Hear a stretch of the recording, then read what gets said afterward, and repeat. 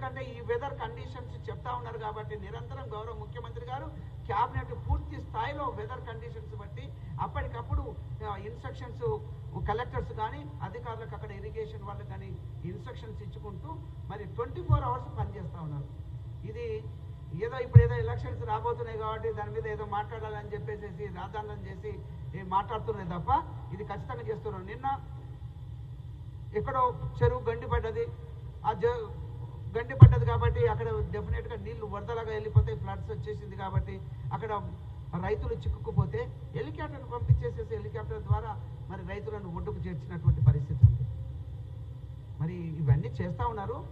గౌరవ ముఖ్యమంత్రి గారు ఊరికనే కూర్చోలేదు, నిరంతరం యంగ్స్టరు ఓపిక ఉంది, తెలివి ఉంది, అనుభవం ఉంది.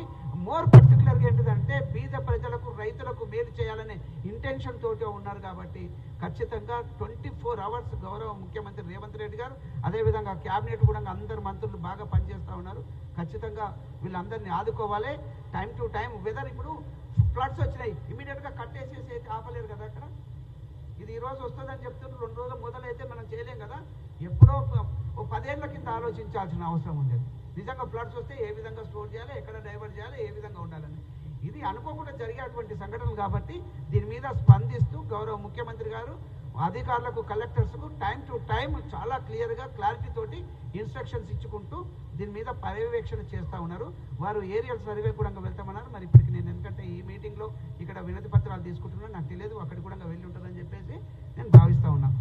100% పూర్తి స్థాయిలో చేస్తారు. తర్వాత ఇంకొకటి రాబోయేది, ఇప్పటికే లోకల్ బాడీ ఎలక్షన్స్ లేట్ కూడా అయినాయి అనేది అందరి అభిప్రాయం ఉంది.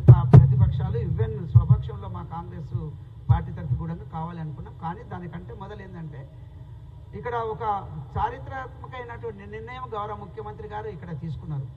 పెద్దలు రాహుల్ గాంధీ గారు అభిప్రాయం మేరకు బీసీలకు 42% రిజర్వేషన్ ఇవ్వాలని, దాన్ని మీకు అందరికీ కూడా తెలుసు, మనకందరికీ రాష్ట్ర వ్యాప్తంగా దేశవ్యాప్తంగా కూడా తెలిసినటువంటిది 42% రిజర్వేషన్ ఇవ్వాలని ఒక ఓసీగా ఉన్నటువంటి రేవంత్ రెడ్డి గారు ముందుకు తీసుకెళ్లేసి కులగణన చేయించేసి అసెంబ్లీలో అంటే చట్టసభలలో బిల్లు పాస్ చేయించేసి గవర్నర్కు పంపించి అదేవిధంగా సెంట్రల్ గవర్నమెంట్ కూడా పంపించినటువంటి ఇది అందరికీ కూడా మనకు తెలిసింది. అదే కాకుండా అది తొందరగా మీరు ఆ బిల్లు పాస్ చేసి మాకు పంపించండి అని చెప్పేస్తే వాళ్ళు చేయనందుకు ఒకరోజు జంతర్ మంతర్ దగ్గర వెళ్ళేసేసి ఒక 100 మంది ఎంపీలతోటి తర్వాత ఇక్కడ ఉన్నటువంటి లోకల్గా ఉన్నటువంటి బీసీ లీడర్స్, మంత్రులు, ఎమ్మెల్యేలు కూడా వెళ్ళేసేసి అక్కడ